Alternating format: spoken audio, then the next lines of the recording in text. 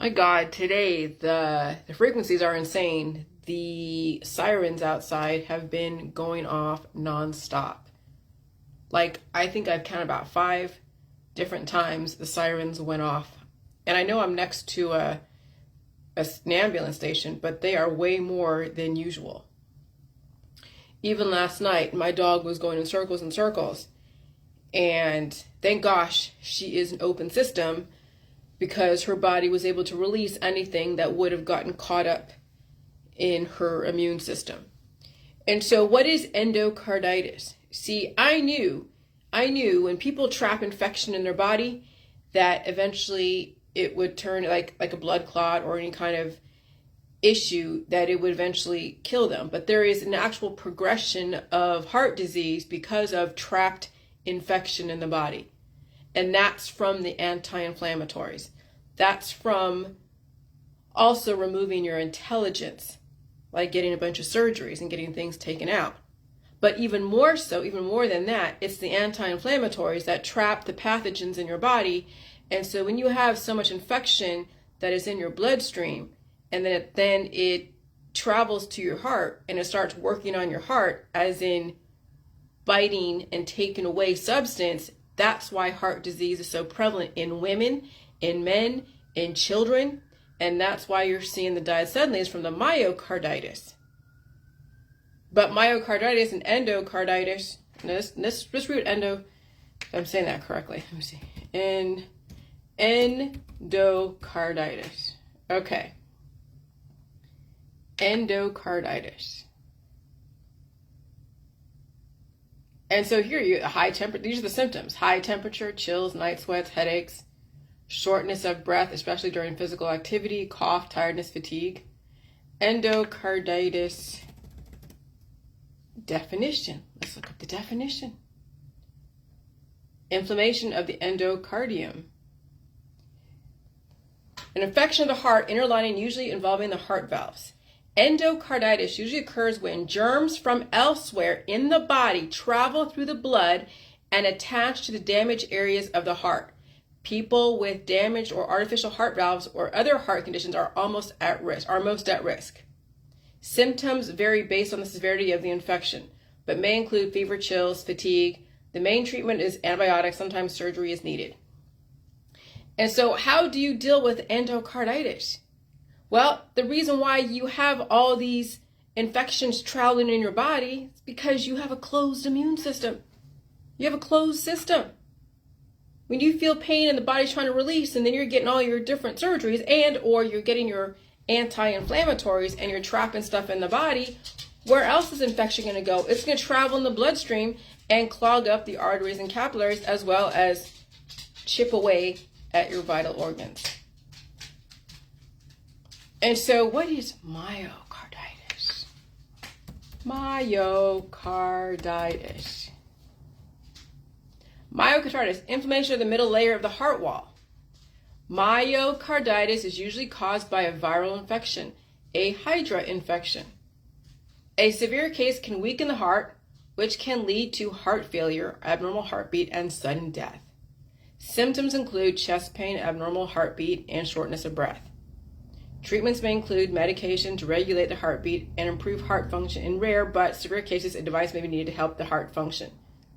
So that's not really that different than endocarditis. The only difference is that they're saying sudden death, abnormal heartbeat, heart failure, and it's caused by a viral infection. Well, where did this viral infection come from? Well, again, when you trap things in your body. Okay, so here's the thing. Why is it some people seem to have an issue from therapies and others don't? Because those that get therapies and also have a lot more of the infection trapped in their body, when they're out there in the public, or they're already, at full capacity, and then they strain their body can't handle that much infection already trapped inside their bloodstream. And so some people die suddenly, while others contract cancer, disease, and chronic illness, and others just get sick and blow their nose, pull out the programming, and rest, and they carry on another day. And they suffered a little bit. but you want to end suffering, then what you do is you stay closed up. And then the system and these virus infections will ensure people end their suffering, and it usually ends up in rest and peace. Okay? So the fact that you have allowed the system to take away your pain at any given moment has then laid the groundwork for an endocarditis or a myocarditis. And so that's based upon a closed immune system, a thermodynamically closed immune system. So the whole JJ world is to open up your immune system, release the demons, allow the body to express the energy, blow your nose, pull the programming out, feed the body, rest, and realize that now you can't afford to be cured in this environment. You can't afford to be closed up. Because you close yourself up, you'll be at so full capacity that those little beasts inside of you will cannibalize you and will shut down the whole system. And that is what's going on right now in this crazy ass, oh my gosh, excessively energetic environment. And so, yeah, myocarditis and endocarditis are not that different. Because endocarditis, again, usually when germs from elsewhere in the body travel through the blood and attach to damaged areas, which is no different than a viral infection. Okay? Where does a viral infection come from? It doesn't just like appear out of nowhere. It came from traveling around from other places because your body took it in. See, those that had their tonsils taken out, those that had other organs taken out, where it sabotaged your first and second lines of defense, so you're getting in all these pathogens, and there's no way your body even has a defense system to stop it. So now it's laying dormant inside, and it's in your bloodstream. So you're taking in all this infection, but you're not releasing it. Because then what happens, and when these kids try to release, and the parents give them anti-inflammatories, they're taking in everything, but they're not releasing it, and then they supernova. That's what people don't realize, is that, yeah, you can be taking in food, that's great, but not all kids eat all the food in the food supply. But when they have their lines of defense weakened and removed, they're taking in everything under the sun out there, but they're not releasing it, and so they become a sitting duck for some kind of myocarditis or endocarditis. And so now in this environment, parents and children and people can't afford to be closed up. They can't afford to be starving themselves, obviously. And they can't afford to be closed up the way they are. They can't afford to be an activist when you're not changing your behaviors. Because obviously when I'm seeing some of these people who are in the activist world and they pass away, okay, so you woke up a few people who haven't done anything different. They're too busy trying to raise awareness, and they haven't done anything different at all whatsoever. And that's the issue right now, is that we have so many people who want to raise awareness, but they're not doing anything behaviorally to change their outcome. And so everything's great until it's not. And that's the thing. That's the double-edged sword about what's going on. Everything is great until it's not. And you hope you survive when it's not so great. That's the thing. People are not surviving when it's not so great. They go from it's great, everything's great, and then it's not, and oh my God. And let that be a lesson. Those that die around you, die suddenly, or die from different cancer, disease, and chronic illness, why can't that be a lesson for some people?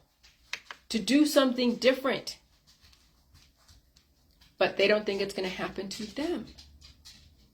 That's the issue. People don't think these type of things will happen to them. And when it does, then they'll be like, oh, it was their time. It was God's will. They were already dealing with the condition anyways. And so that's why people get disconnected from making any changes, because they're told that they're special. They're told that everyone's different. Yeah, you're not really that different. When you think about it, the only difference is that I have black hair and you have blonde hair. Or I may be from Asian descent and you might be from Caucasian descent. That's the only difference. Maybe the difference is maybe politics. Not that I really claim any politics. But the differences that we have are superficial. They're manufactured by the system. So you think that shit's not going to affect you. because you're not them and you don't believe in what they believe in. No, sorry, but we're all under the same guidelines of stimulus, and we're all reacting to stimulus relatively the same until you actually realize that you got to change the way you react to stimulus, and it can't be the same way. It can't be the same way. Taking an anti-inflammatory, taking a painkiller, doing a surgery, you do it once or twice, I understand that, to carry you through, but when you start depending upon that and that becomes your life, and you have absolutely no tolerance for pain and suffering, yeah, you're setting yourself up for a died suddenly situation. And these kids that are born into an aggressive society already with deficits, how are you going to redirect your child's trajectory? And so endocarditis, myocarditis, any kind of carditis is when the body is trapping pathogens and it's attacking the circulatory system, attacking the cardiovascular system. And that's why heart disease is the #1 killer in women and in men, because of their use of anti-inflammatories and trapping those beasts within them, and they have nowhere to go except to attack your vital organs. And then the bloodstream is like the information superhighway. It's like allowing our enemy to take control of all of our highways and byways, and even our tributaries and our main drags in any town USA.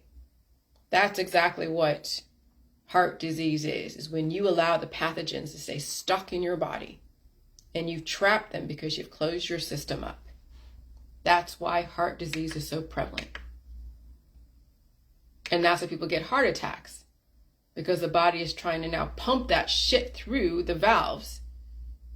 And so you had enough electrolytes to go and sort of break it up and allow it to get through.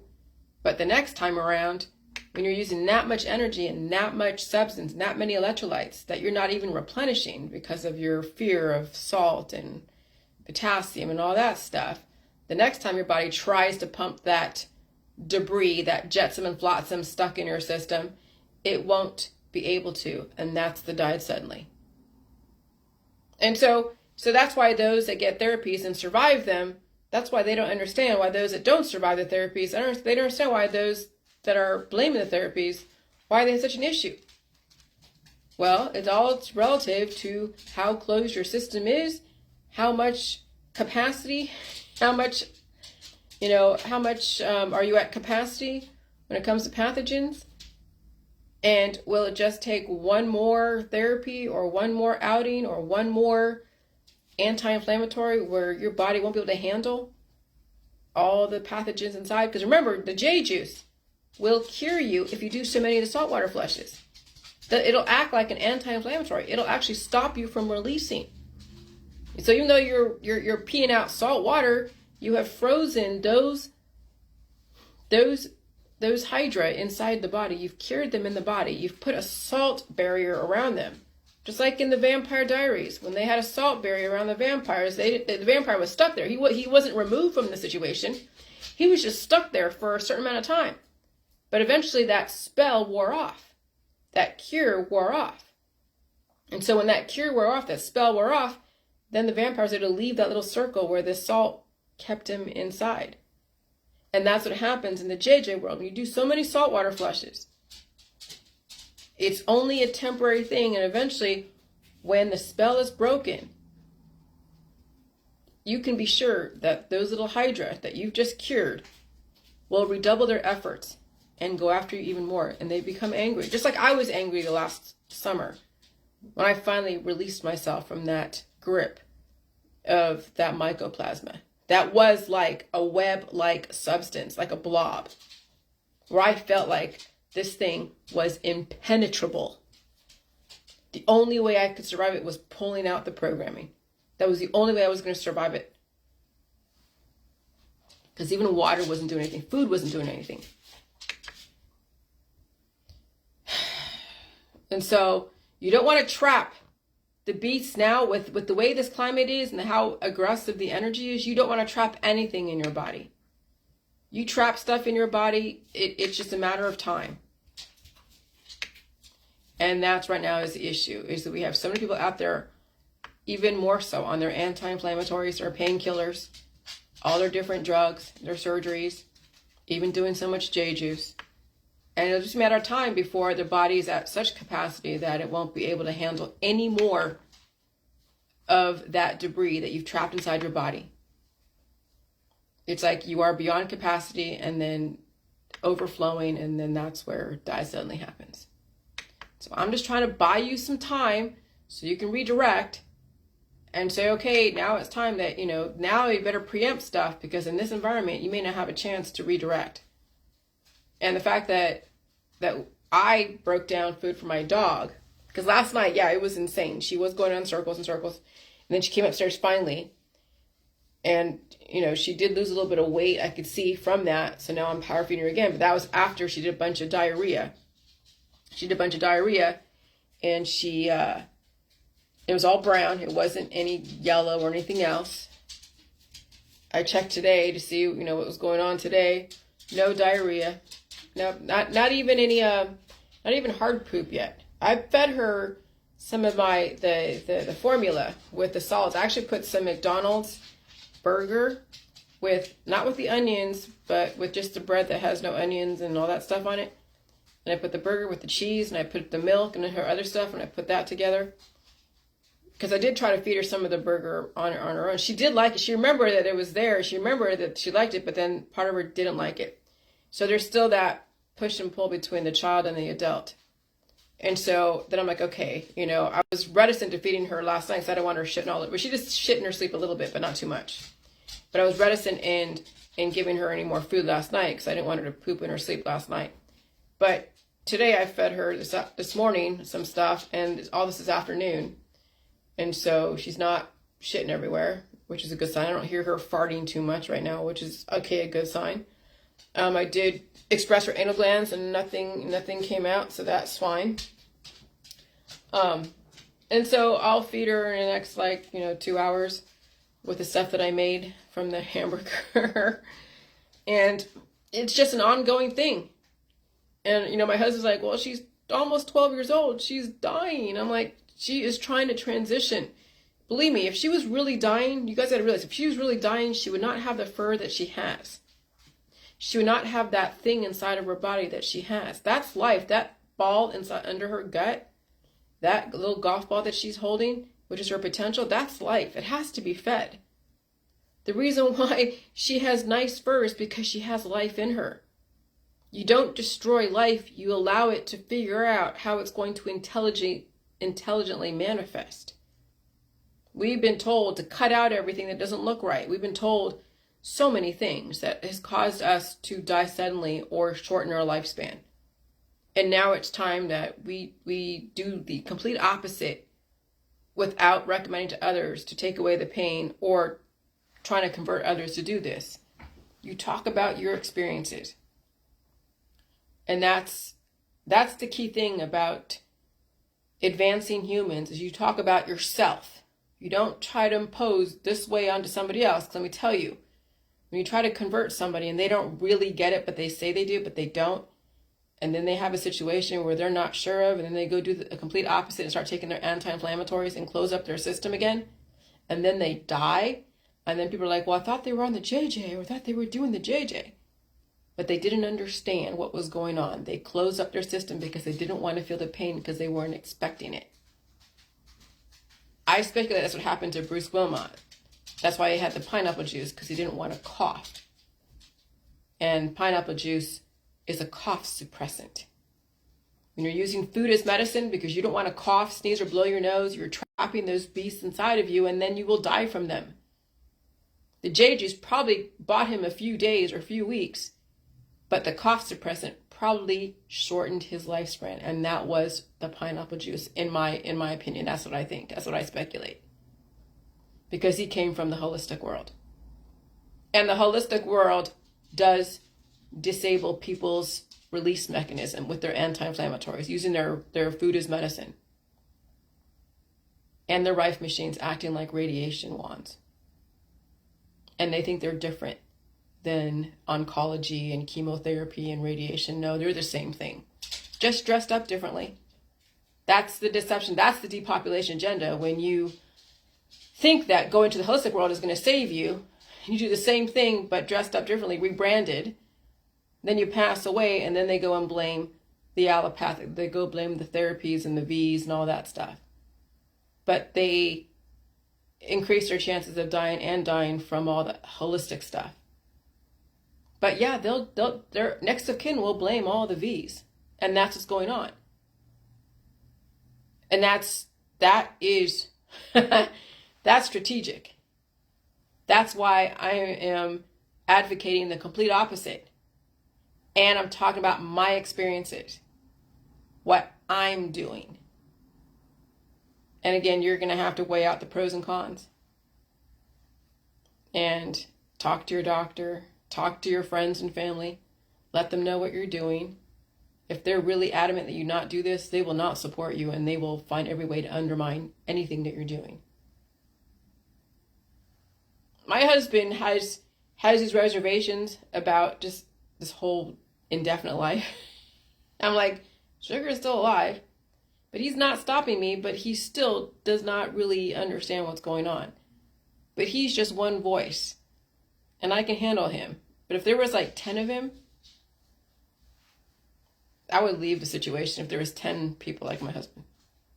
My husband I can handle, but I would not be able to handle a whole family saying, Jillian, you're stupid. He's not saying I'm stupid. I couldn't handle a whole family. Just be like, what the hell?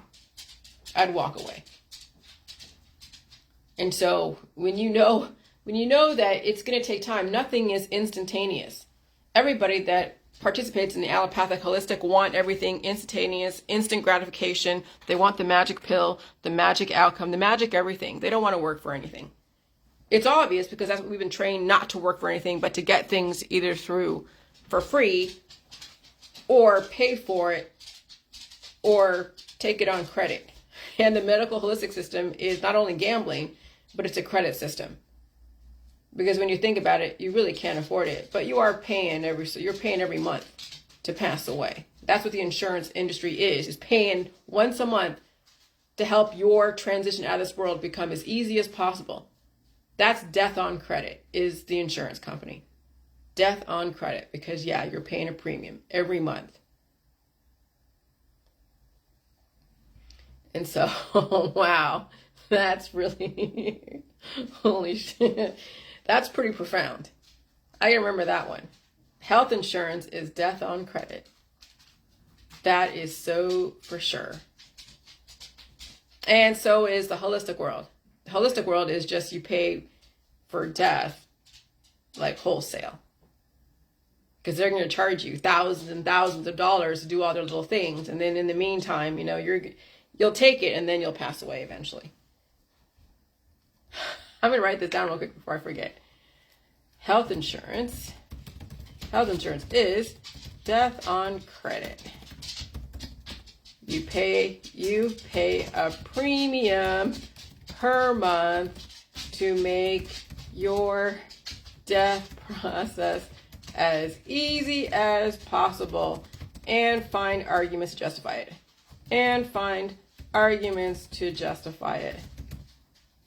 To justify it, especially with degreed professionals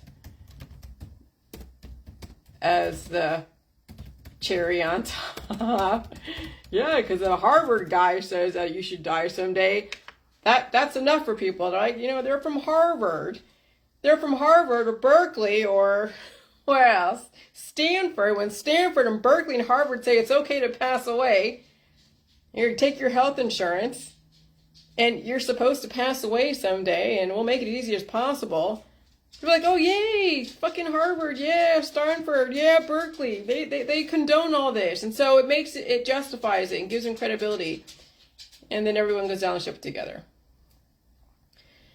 Oh, my God. So anyways, I'm completely advocating the complete opposite. And some of you are too far gone, so don't even listen to me. Just write me off because you really don't want to be hearing this because it will make you feel fucking horrible, and I'm sorry. But I got to talk to those who have some kind of chance. The ones that don't, they know it, and they don't like me, and they won't accept my friend request, and they will ignore me and block me, and I don't fucking blame them.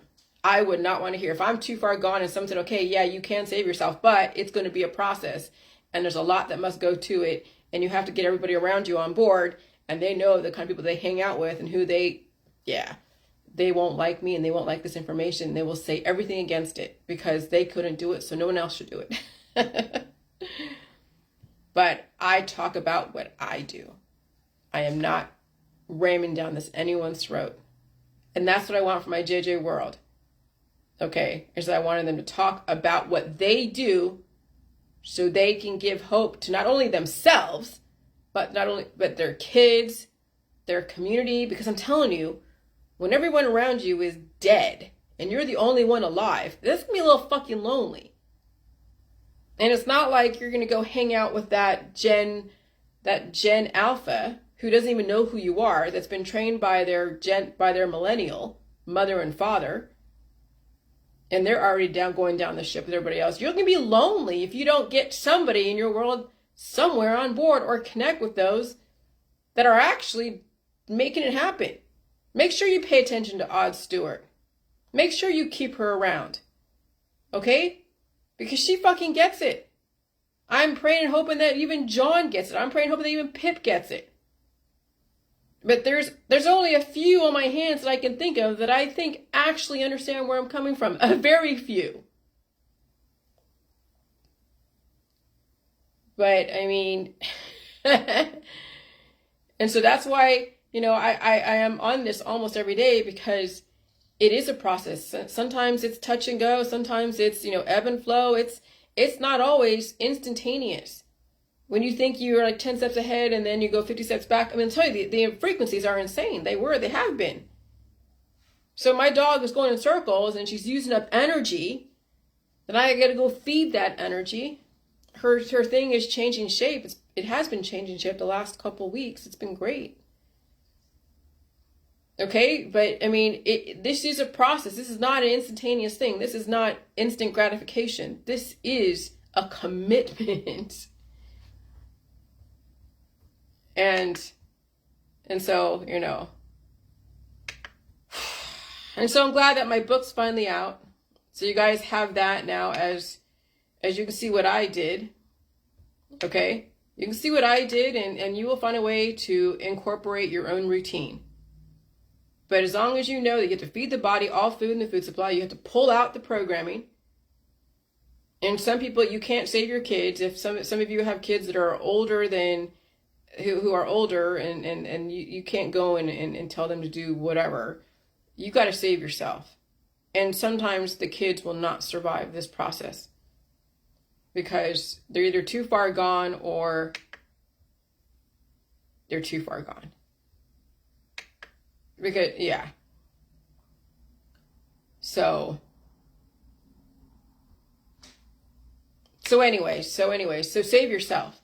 But you have to pull out the programming. You have to eat all food in the food supply.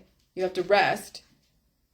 You got to find a way to lessen your anti-inflammatories. And you might have to change even your lifestyle. Where's sugar? Where's sugar? And so, yeah, my dog, she threw up a little bit. She threw up it was like a lot of mucus with a little bit of food. And that was good, because she hadn't thrown up like that in a while. So the fact that she threw up and she had diarrhea yesterday says that her system is releasing stuff, because food isn't poison. So why is her body throwing up stuff? Because it's catching things that it needs to throw up. It's catching things that are in her alimentary canal. And so I'm feeling her little, she's okay. She's a good girl. But people are afraid to release. They are afraid to release, and that's the issue. Is they're squeamish about releasing on either end, and you have to condone the release. You cannot stop releasing. You cannot stop releasing. But yeah, for those of you that haven't really experienced anything really aggressive as far as your symptoms, break down your food. Put it in a blender. Put everything in a blender and drink it. It may not taste great, but that's okay. I don't imagine that Oh no, see, my dog's my dog. I don't think it tastes horrible. I just think it tastes like liquefied meat. Because I put, like, again, McDonald's hamburger and the bread that doesn't have the onions and the ketchup with the cheese and then some fries and then the dog food plus the milk plus, yeah. Because I want her system to be exposed to almost everything out there. So that way, when she does eat our food, later on when she finally eats by mouth, her body's not going to be in shock. It's been introduced to the proteins. It's been introduced to the microbes. And yeah, be ready for things that you thought were already dealt with. Agony. Yeah. Oh yeah, I'll tell you. When you think you've figured out, let me tell you, you haven't. Remember the last couple of years, I thought I got it figured out. I said, okay, I'm going to go down and write my book. And I'm like, holy shit, another thing. Okay? It's not over till it's over. And when it's over, it's not even over because the climate will change again. And there'll be another pandemic and something else will be going on. And so you have to prepare yourself for all the changes. But as you keep dealing with all your situations, it'll become less and less and less as far as the agony. The pain will become less and less and less. I can't tell you when. I can't tell you how long. I can't tell you any of that. But over time, when you actually deal with that, with the colony-forming units of Hydra coming to surface and your body releasing, the pain will be less and less. Because you're seeing me. Have you heard me sound like yesterday I sounded like I was coughing up stuff, but I haven't really actually sounded sick.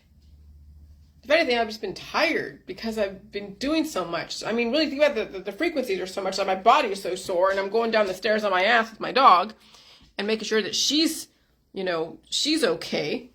And so really, when you think about it, my stress is around keeping my dog alive. Because when you think about it, it would not look good that my dog dying around my book launch, right? Not that I'm saying I'm keeping her alive because of that, but, I need to keep her alive anyways, but obviously even more so because it would not look good launching a book about indefinite life and then let my dog pass away. And so juggling, promoting my book on some level a little bit and juggling keeping my dog alive and juggling just everything, it's been kind of interesting.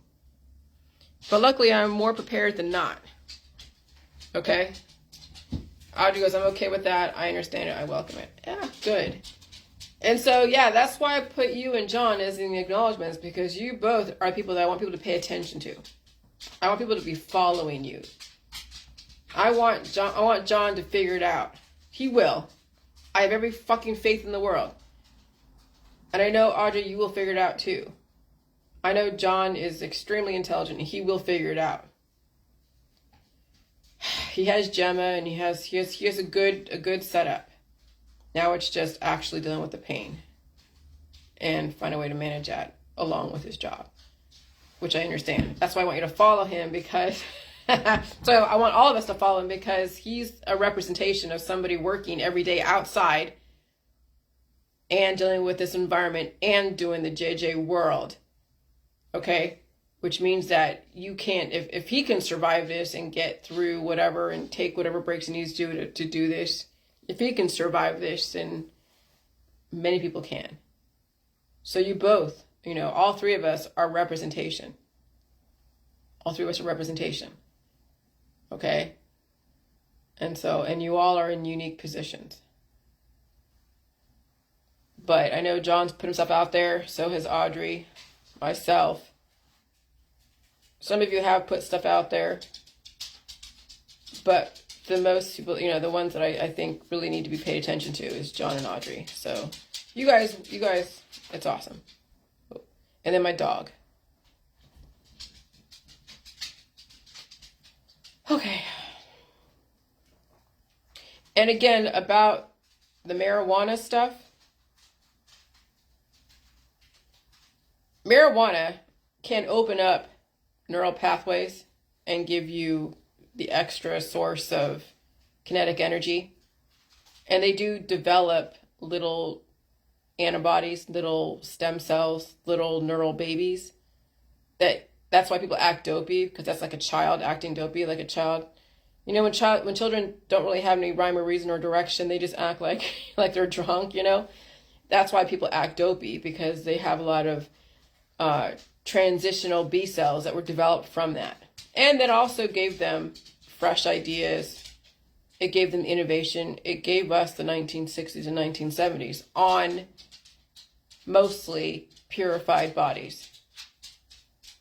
It's when you're smoking pot on a body that's not purified, smoking pot on a body that's overly innovated, that will have the opposite intent. But even then, if you were to practice something like an innovative marijuana use on a purified body, it really needs to be very infrequent, if at all. Because like anything, it can be abused. And then the body still has to recoup the resources that it lost during that energy conversion.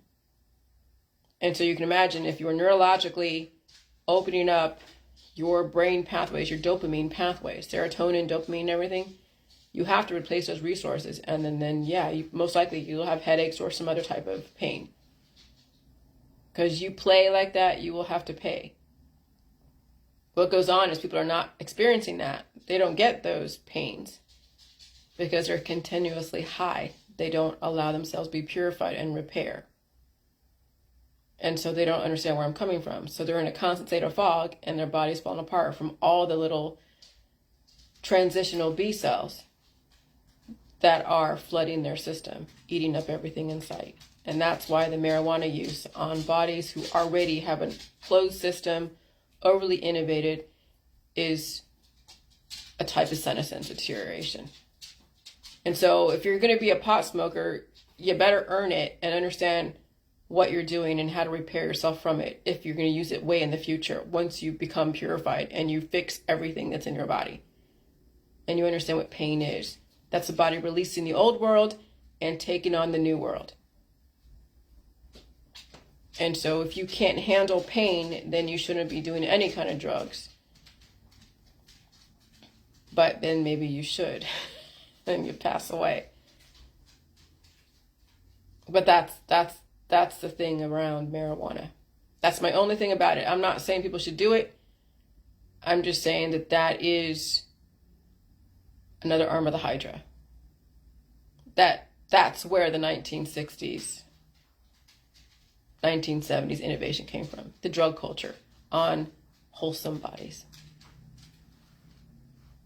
And so you can imagine, once we have an actual prototype, an actual human race that is mostly purified, and then they start innovating themselves, you can imagine what another wave of innovation we'll be experiencing in the future.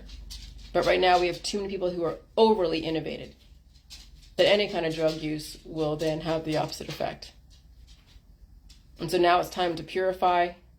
Now it's time to redirect. Now it's time to face the music, face the pain. We had it easy for many years. We had it so easy for many years. Now it's time to suffer. All right, bye.